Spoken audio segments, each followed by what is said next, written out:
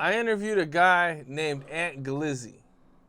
And he told a story about being in the studio with Shy Glizzy And Wale and Cassie. And they were in there, they were making a song. They said, we heard that Diddy doesn't like anybody around Cassie. Well, I guess they were in there working, and out of nowhere, Diddy comes in with like 3 or 4 dudes, hems Wale up and hangs him over a balcony.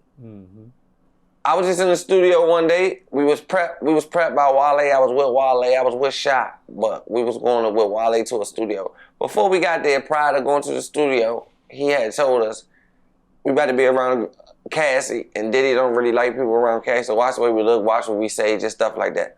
Long story short, somebody gave Diddy the drop on the studio that Wale was in there working with Cassie, and they walked in there in the studio and hung Wale ass off a balcony and jacked him up, pressed him out. And that's how the story just went viral. Me and Shy seen it, but we ain't help him. We ain't help him at all. He was fluff. He was high than the rest, higher than the rest of them because I seen his Nike boots. What were your thoughts on that? I mean, I got close ties to the same situation, and I'm gonna say that's 100% facts. Wale was over that balcony. That's all I'm gonna say about it. Wale was over that balcony, and that's all I'm gonna say about that. Because even I talked to him recently, he was like, "Say, bro, make sure you don't mention my name, even if my name is out there, don't mention my name because I don't want no smoke." So I'm gonna say that's 100% facts, but I'm not gonna say who told me that. But you said who told me that. But who told me that? Mike told me that. But shout out to the DMV. Yeah, you heard me? If that makes sense. I hear you. Yeah. Okay. Since all this has been going down, I've been seeing Diddy's sons, they've been kind of active on people. They've been, I think they kind of got at Ray J And me. They've been getting at people, man. What was your experience like with them? What is that? Justin, the little curly hair little boy. Said, bro, he hit me on a white girl Instagram. So I picked it up. I'm like, who this is? And so I hear, it sounded like a little function, you heard me? You know what they say in Cali, the function, you heard me? So it sounded like a little function. I could tell that, they was keying and laughing and shoe showing and ribbing and josing, right? So I could tell that they was drunk. Right, so he was like, I don't appreciate what you're saying about my daddy. I'm like, who the f is? He's like, this Justin. And the only thing I thought about with Justin was Justin's that we used to go to a restaurant in the A and in New York. I'm like, this got to be his son. So I'm like, all right. And he started talking shit, and I told him I'll beat the fuck out of him. And basically, he was like, you ain't gonna touch me. I'll put money on your head. The moment he started talking like that, I just let it go. And then I thought about it. I'm not really accomplishing nothing telling him I'm gonna beat him or him telling me he'll put money on my head. At the end of the day, he in LA, or maybe he's not now, but at this time he was in LA. I was like, I just see him how I see him. It's easy to get through to him because I know people, he know your day, so I wasn't really tripping on it. When I see Lil Justin, he just gonna have to holler at me, you heard me? But that's how that went down. So it was cute, you know what I'm saying? But Justin don't know, like, Lil Daddy, you like 5'5", 5'6". I'm 6'7". I beat out you. But at the end of the day, this has nothing to do with Justin. Justin just taking up for his paw, which he should do. You did, but he don't understand that the life that he's living is off the backs of us.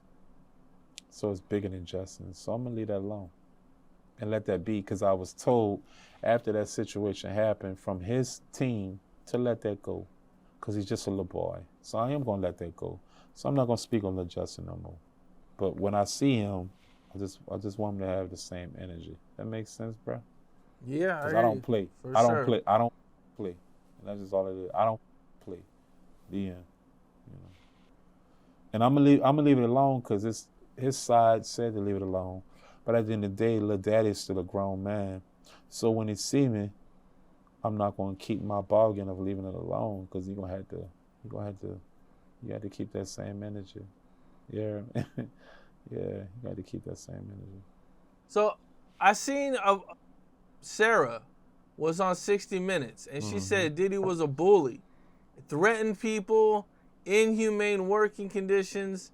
You know, I guess there was one time when she went to the studio, the cameras didn't follow her, and Diddy kind of cornered her and asked her how she doing, and you know, he kind of rubbed her breast and you know said if you needed anything, let me know. You know, what's your thoughts on that? I believe at first Sarah might have been keeping it real. But I also seen Sarah indulging in situations that was uncomfortable to my eyes. For instance, I'm not saying Sarah's lying about, you heard me, whatever happened with her and Diddy. But I'm going to say from my comfortability with my eyes, what I seen was Sarah looking beautiful, because way back in the G's, Sarah was no doubt beautiful. I don't know now, not my business. But I seen Sarah look gorgeous, beautiful, you dig? And then I seen Diddy, because we lived on Park Avenue on Making the Band season 2, maybe 3. I seen Diddy come down like 4, 5 in the morning in the road and tell Sarah, come here. You heard me? And Sarah, come. And then Sarah come down like 7, 8 in the morning, looked like she rolled down a 50-foot hill. So, I mean, I'm not a duck. I don't quack. If you look beautiful one moment and then you come down 5, 6 hours later, look like you rolled down a 50-foot hill, it ain't rocket science of what I think happened to you. And then you didn't come down there and distraught. You didn't come down there traumatized. You came down there happy, satisfied, drunk, and you went to sleep happy. And then when that first situation happened, when I seen him do that, you know, you was acting like Cassie. Your chest was poked out. You was demanding, oh, y'all can't smoke in the car and all this. You're like, Sam, what the fuck is you talking about? I knew right then and there that did it 100%. And that's just my opinion. Facts. Damn. Facts. So she could take it how she want to take it, but that's facts. Damn. Okay. Fuck her. You guys had a falling out? Like, what's your guys' situation? The situation came down to, I would never speak on Sarah. I would say, bro, I was going to take it to the grave with Sarah. Sarah got a new husband, and Sarah was selling merchandise from the band. And Babs called me and was like, you know, Sarah's selling merchandise of us and not giving us a piece of the pie. I'm like, oh, yeah?